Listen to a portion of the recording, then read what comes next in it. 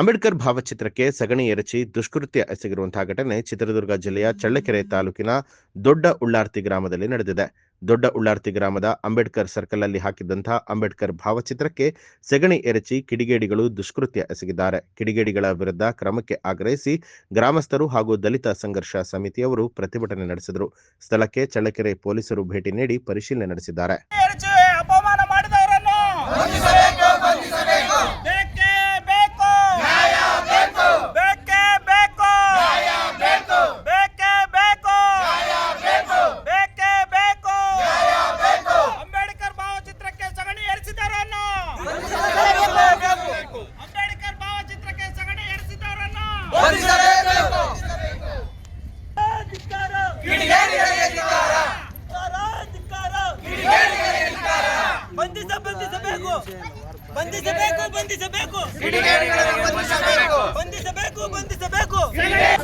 News alert ನಿಮ್ಮಿಂದ ನಿಮಗಾಗಿ.